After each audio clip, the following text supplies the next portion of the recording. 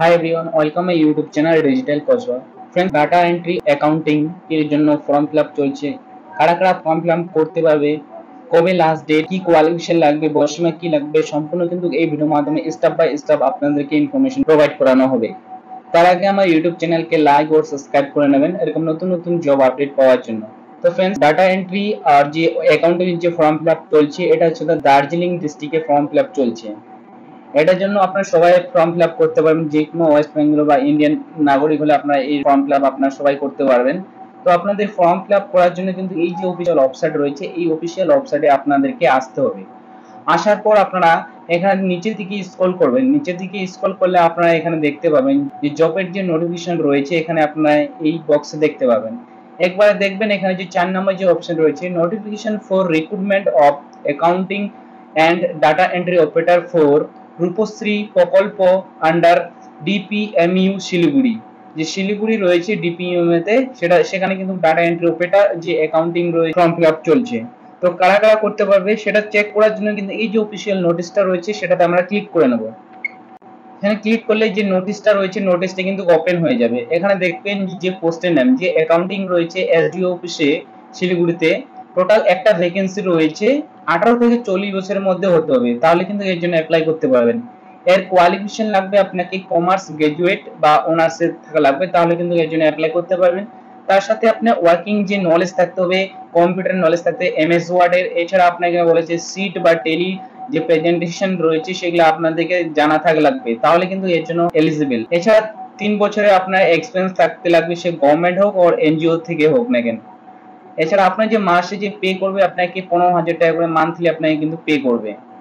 এখানে data entry, তারপরে যে পোস্ট রয়েছে সেটা হচ্ছে ডেটা এন্ট্রি। এখানে টোটাল 3টি পোস্ট রয়েছে, জেনারেলের জন্য একটি, এসসির জন্য একটি আর ইডব্লিউএস এর জন্য কিন্তু একটি রয়েছে। এর যে বয়স সীমা রয়েছে 18 থেকে 40 বছরের মধ্যে। এখানেও আপনার কোয়ালিফিকেশন লাগবে গ্রাজুয়েশন, যে কোনো আপনি ইউনিভার্সিটি বা কলেজ থেকে পাশ করলে কিন্তু এর জন্য আপনার অ্যাপ্লাই যোগ্য। এখানে আপনার যে ওয়ার্কিং নলেজ লাগবে, কম্পিউটার এমএস ওয়ার্ড থাকা লাগবে, এছাড়া আপনার মাস্ট আপনার টাইপিং থাকা লাগবে, পার মিনিটে 30 আপনাকে থাকা লাগবে। এখানে বলছে ম্যাক্সিমাম আপনার লেস দেন আপনি কিন্তু 1 ইয়ার্স এর এক্সপেরিয়েন্স থাকতে লাগবে, সে গভর্নমেন্ট হোক আর এনজিও থেকে হোক না কেন।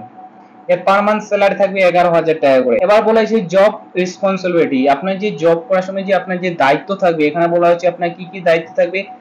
ডিস্ট্রিক্ট প্রজেক্ট ম্যানেজমেন্ট, এছাড়া ইউনিট যে ডিপিএমইউ যে রয়েছে সেটা থাকবে, সাব ডিভিশনের যে প্রেজেন্টেশন রয়েছে, রিপোর্ট, কমপ্লেন, এইসব আপনার কিন্তু থাকবে ইত্যাদি, আপনার যে দায়িত্ব সেগুলো থাকবে। এবার ডেটা এন্ট্রির জন্য যারা অ্যাপ্লাই করবেন তার জন্য দায়িত্ব থাকবে, এখানে বলেছে ডাটা এন্ট্রির জন্য যে থাকবে আপনার রিপোর্ট, প্রেজেন্টেশন আর হচ্ছে কমপ্লেন্স ইটিসি আপনার থাকবে দায়িত্ব। এখানে বলেছে one candidate can apply for the one category score post, যে আপনি অ্যাপ্লাই করবেন, একজন অ্যাপ্লাই করলে যে পোস্টের জন্য অ্যাপ্লাই করবেন সেটাই কিন্তু আপনার হচ্ছে ধর অ্যাপ্লাই করতে পারবেন। এখানে বলা হয়েছে ক্যান্ডিডেট ফ্রম এসসি এসটি যদি হয়ে থাকেন তাহলে কিন্তু 5 বছরে আপনার বয়সে ছাড় পাচ্ছেন। এবার নিচের দিকে চলে আসবেন, নিচের দিকে চলে আসলে আপনারা এখানে দেখতে পাবেন যে আপনার যে এক্সামিনেশন হবে, যে অ্যাকাউন্টিং এর জন্য এক্সামিনেশন হবে, রিটেন যে এক্সামিনেশন হবে সেটা কিন্তু আপনাকে 50 নাম্বারের মধ্যে থাকবে। কম্পিউটার টেস্ট আপনার 40 নাম্বার, আর যে ভিভা ভস রয়েছে সেটা 10 থাকবে। আর ডাটা এন্ট্রি অপারেটরের জন্য রিটেন টেস্ট এক্সামের জন্য 40, কম্পিউটারে আপনার 50 থাকবে, আর ভিভো ভয়েসে আপনার তো হচ্ছে তো 10 থাকবে। টোটাল আপনার কিন্তু 100-র মধ্যে আপনার এক্সামটা হবে। এবার বলা হয়েছে কিভাবে অ্যাপ্লাই করবেন। অ্যাপ্লাই করার জন্য বাই পোস্টে আপনার ড্রপ পোস্টে পাঠাতে হবে, যে এসডিও অফিস রয়েছে শিলিগুড়ি, যে রূপশ্রী সেকশন রয়েছে সেখানে পাঠাতে হবে। এর জন্য কি কি ডকুমেন্টস লাগবে, এখানে আপনার এর জন্য যে সব ডকুমেন্টস দিতে হবে, এস প্রুফ হিসাবে আপনার মাধ্যমিকের এডমিট কার্ড দিতে হবে। এছাড়া আপনার যদি আদার্স কোনো সার্টিফিকেট থাকে সেটা আপনারা দিতে পারেন। রেসিডেন্সিয়াল প্রুফ হিসাবে আপনাকে কিন্তু Aadhaar card, voter card, ration card, এছাড়া গ্রাম পঞ্চায়েতের প্রধানের সার্টিফিকেট দিতে পারেন। একাডেমি হিসাবে আপনার যে কোয়ালিফিকেশন রয়েছে, কোয়ালিফিকেশনের কম্পিউটার কোয়ালিফিকেশন আর আপনার যে গ্রাজুয়েশন কোয়ালিফিকেশন রয়েছে সেসব ডকুমেন্টস সাবমিট করতে হবে। আবার এক্সপেন্স সার্টিফিকেট আপনাকে অ্যাটাচ করতে হবে। এছাড়া বলা হয়েছে আপনাকে, এখানে বলছে 2 years address envelope with the request post system B the submitted with the application form, সেটা আপনাকে দিতে হচ্ছে। এছাড়া আপনার বলছে আপনি দুটো ফটো পাসপোর্ট সাইজের দিতে হচ্ছে। এগুলো আপনার বাই পোস্টে আপনাকে যে এই অ্যাড্রেস রয়েছে, যে শিলিগুড়ির যে অ্যাড্রেস রয়েছে এই অ্যাড্রেসে কিন্তু আপনারা পাঠিয়ে দেবেন। যেখানে শিলিগুড়ি সাব ডিভিশন ডিস্ট্রিক্ট যে রয়েছে দার্জিলিং, সেটাতে আপনাকে পাঠাতে হবে, কিন্তু 30 তারিখের মধ্যে পাঠাতে হবে। অ্যাকাউন্টিং এর জন্য যে ফর্ম ফিল আপ চলছে এইভাবে কিন্তু আপনাকে বাই পোস্টের মাধ্যমে পাঠাতে হবে। তো फ्रेंड्स এইভাবে আপনারা ফর্মটা পাঠাতে পারেন আর অ্যাপ্লাই করতে পারেন।